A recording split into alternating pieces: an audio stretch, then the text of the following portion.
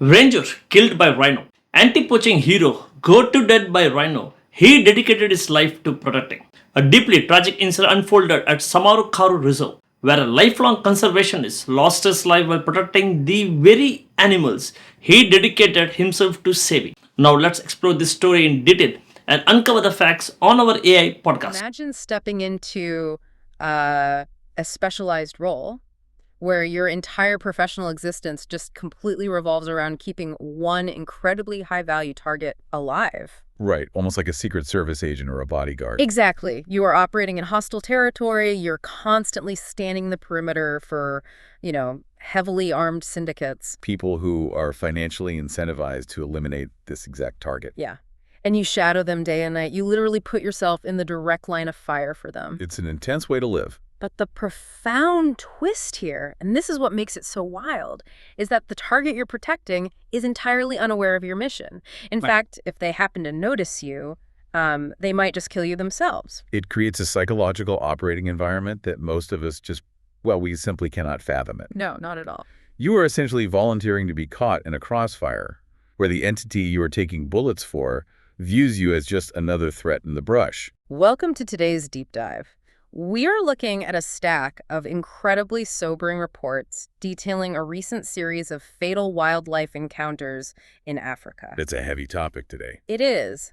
But our goal today for you, the listener, is to explore the physical, visceral reality of frontline conservation. Yeah, the actual day-to-day mechanics of it. Right. We want to understand the sheer reality of interacting with megafauna, these massive, complex, and, deeply unpredictable animals that dominate the landscape, and the extreme human cost of keeping them from going extinct. Because if we connect this to the bigger picture, we are looking at much more than isolated occupational hazards. Definitely. We're looking at a very specific collision between complex human intention and just raw, untamed instinct. Okay, let's unpack this. At the center of our sources today is the story of a 58-year-old man named Schoeman van Jaarsveld. A legendary guy in that world. Yeah, a lifelong conservationist.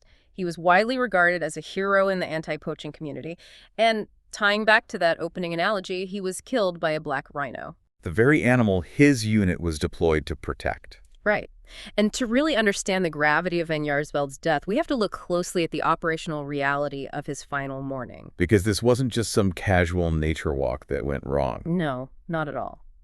Let's lay out the scene at the Samara Karoo Reserve.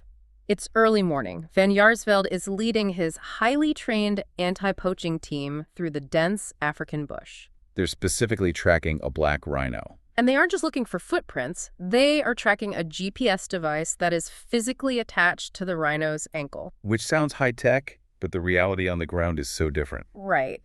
I want to pause on the mechanics of that for a second, because we often hear about wildlife tracking, but how does that actually work when you are dealing with a 1,300-kilogram animal in thick brush? Well, the technology gives you a false sense of omniscience, honestly. Like you know exactly where it is. Exactly. An ankle monitor provides a general geographic coordinate, usually via satellite or radio telemetry.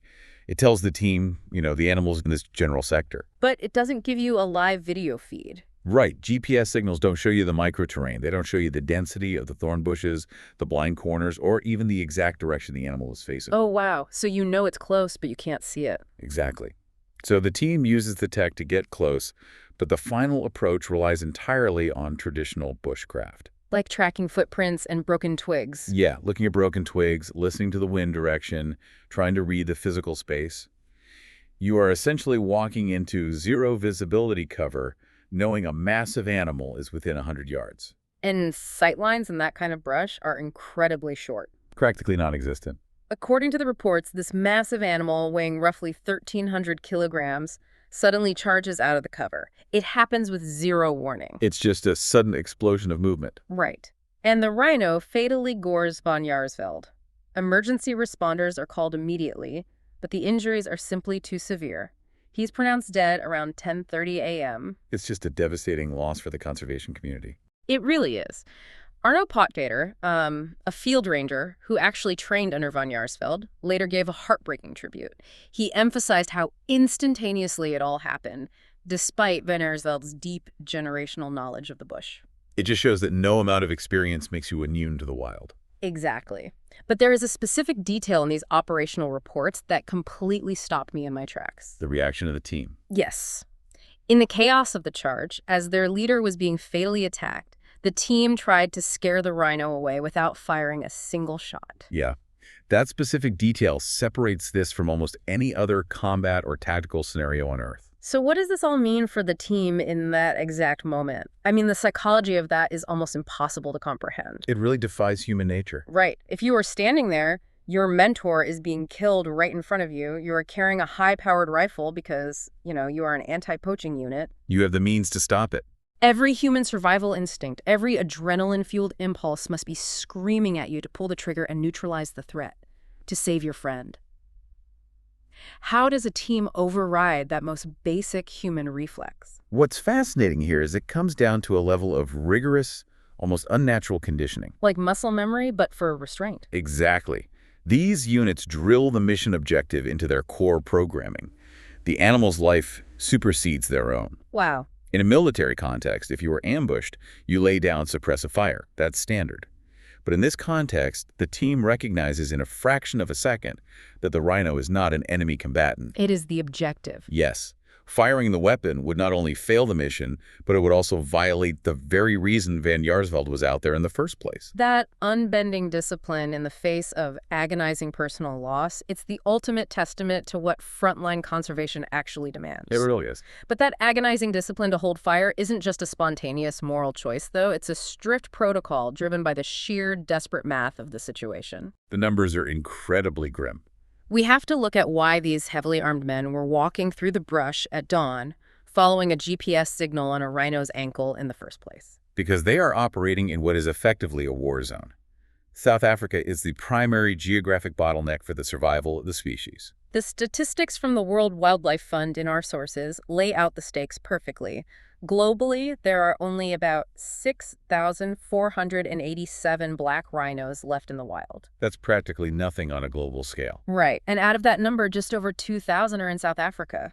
That is a terrifyingly small population. You could fit the entire wild population of South African black rhinos into a medium-sized concert venue. And that geographic concentration draws immense pressure. Those 2,000 rhinos are walking vaults of highly valuable material. Because of their horns. Exactly. They're being hunted into extinction purely for their horns, which are trafficked internationally on the black market at astronomically high prices. And we aren't talking about local subsistence hunting here. No, not at all. We are talking about highly organized, well-funded criminal syndicates. Which changes the entire nature of the ranger's job.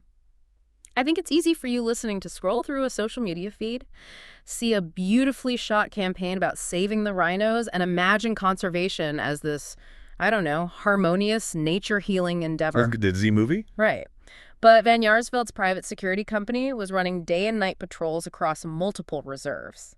The mechanics of their operation look far more like counterinsurgency than park management. And that is the exact terminology used in the field, counterinsurgency. Really? Yeah.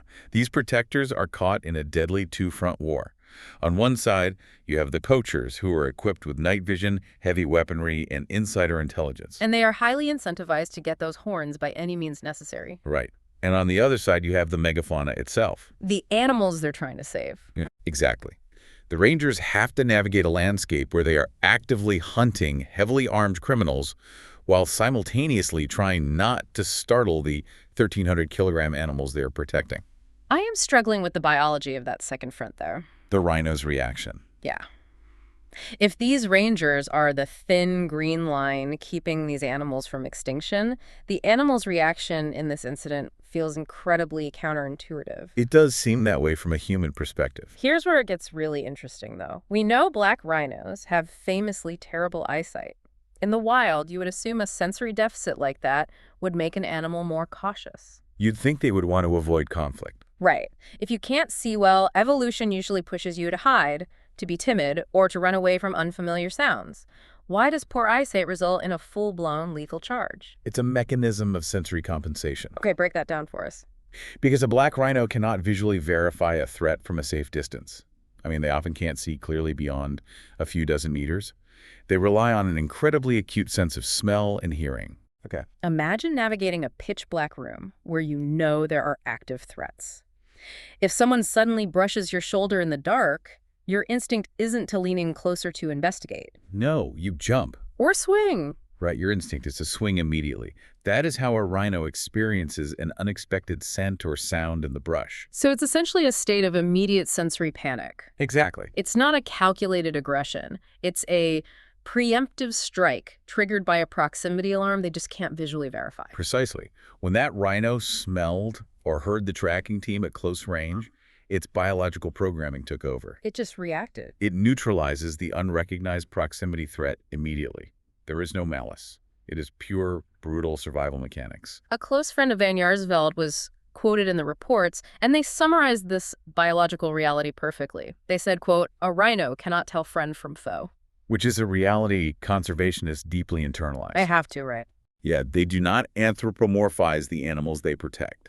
They do not expect gratitude, and they understand that a tragic encounter is a function of the animal's inherent wildness, not some kind of betrayal. The official response from the wildlife authorities really underscores that understanding, too. Following the fatal attack on Van Jaarsveld, the authorities confirmed that absolutely no action would be taken against the rhino. Which might surprise some people. Absolutely. In many parts of the world, when a wild animal kills a human, the standard procedure is to hunt it down and euthanize it. It's almost a reflex for local governments. But here, the authorities cleared the rhino completely, noting it showed no prior signs of aggression. It sets a profound precedent. How so? Well, the decision not to punish the animal is the authorities acknowledging that the rhino was operating purely on instinct within its own habitat. Right. To euthanize it would be to punish the animal for the very wildness they're trying to preserve. That makes a lot of sense. And it's also a deeply respectful nod to Van Jaarsveld's own life's work. Destroying the rhino he died protecting would basically render his sacrifice meaningless. Wow. Yeah, it would. But this sensory panic, this clash of human presence and wild instinct, it's not limited to this single encounter or even just to rhinos. No, it's a continent-wide issue. Our sources show a much broader landscape of peril. The entire African bush is currently seeing a significant spike in these dangerous, fatal encounters with megafauna. The pattern emerging from the recent data highlights the sheer volatility of these ecosystems. It's not just a localized problem. Exactly. The margin for error when interacting with these animals, regardless of the species, is practically non-existent. We have a string of incidents that illustrate exactly what that volatility looks like. Just days before Van Jaarsveld was killed, an American hunter named Ernie Docio lost his life to a herd of elephants. That was a highly publicized incident. Yeah. This happened during a guided expedition in Gabon's Lopeokonda National Park. And then, in a completely separate ecosystem, a conservationist and guide named Gary Freeman was trampled to death by an elephant at the Klasery Private Nature Reserve in South Africa. And he was out guiding a group of tourists at the time. Right. So we're seeing this across different regions and contexts. Man, the mechanics of an elephant encounter are a bit different from a rhino charge, but the outcome is just as devastating. How are elephants different in this context? Well, elephants are highly intelligent, deeply social animals with complex herd dynamics. If an individual like a hunter or a guide breaches their comfort zone or appears to threaten a calf, the defensive mechanism of the entire herd is triggered. Looking at these three specific fatalities, Van Jaarsveld, Docio, and Freeman, the vast difference in their personal intent is striking. It really spans the whole spectrum. Exactly. You have a hunter whose primary goal is to extract from the environment. You have a guide who is trying to safely observe and facilitate an experience within the environment. And you have a protector who is actively laying down their life to defend it. All meeting the exact same fate. It begs the question, does the African bush act as an uncompromising equalizer? Does it treat the person who comes to hunt, the person who comes to look, and the person who comes to save with the exact same level of brutal indifference? This raises an important question about how we view our relationship with these spaces. Because nature is the ultimate equalizer. Right? And that's because nature is fundamentally incapable of assessing human motives. It doesn't care why you're there. Not at all. A territorial elephant in Gabon or a startled rhino in the Karoo does not scan your heart to determine if you are a poacher, a tourist, or a veteran conservationist. They just react. They react entirely to your physical presence and the immediate biological threat you represent in that microsecond. It strips away all the ego of human intent. We have this pervasive cultural narrative that if we enter nature with good intentions, if we respect the space, nature will somehow sense that energy and reward us with safety. It's a re-romanticized idea. We view it as a reciprocal relationship. But the reality on the ground is that the wild doesn't owe us anything. Nothing at all. It doesn't owe safety to the tourists, and it certainly doesn't owe gratitude to the people taking bullets to save it. That total indifference is what makes the daily reality of people like Schoeman van Jaarsveld so difficult to fully grasp. Yeah. They aren't walking into the bush with some sanitized view that the animals will understand their sacrifice. They know the animals might kill them out of sheer sensory panic. And they know the poaching syndicates might kill them for a paycheck. Exactly. Yeah. The ecosystem offers no safe harbor. And yet, they lace up their boots, they calibrate the telemetry gear, and they go out into the dark anyway. It completely changes how you read the news. When you, as a listener, see a headline celebrating that rhino poaching numbers have dipped slightly in a certain region or that a new herd has been successfully relocated, it's just so easy to process that as a neat, clean statistical victory. It allows us to feel good about the state of the world without actually engaging with the cost of that victory. But those victories aren't won in boardrooms, and they aren't secured by awareness campaigns. Those fractional shifts in the survival rate of a species are bought and paid for in the dirt, in the dark, by specialized teams holding the line. Teams that are putting everything on the line. They are maintaining a brutal, exhausting discipline against both heavily armed criminal enterprises and the blind, devastating force of the very animals they are trying to keep alive. It requires a profound, almost paradoxical level of selflessness. Truly. To dedicate your existence to protecting something that possesses the capacity to destroy you without a second thought. Which leaves us with a final thought for you to turn over in your mind. We live in a society that loves to package nature into something palatable. We put endangered wildlife on clothing. We make documentaries that score the lives of gentle giants with soaring orchestral music. We love the aesthetic of conservation. Right. And we frame global conservation as a beautiful, harmonious return to balance between humanity and the earth.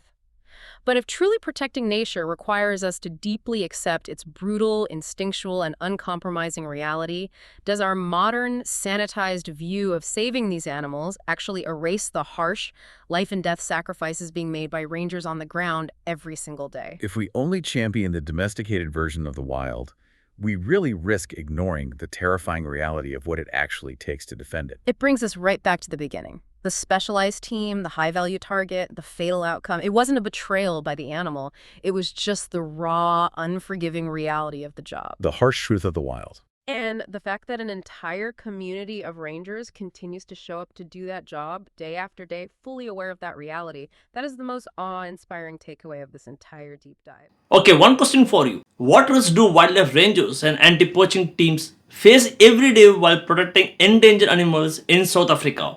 And why are these dangers often overlooked compared to the poaching crisis itself? Don't forget to comment it. Thanks.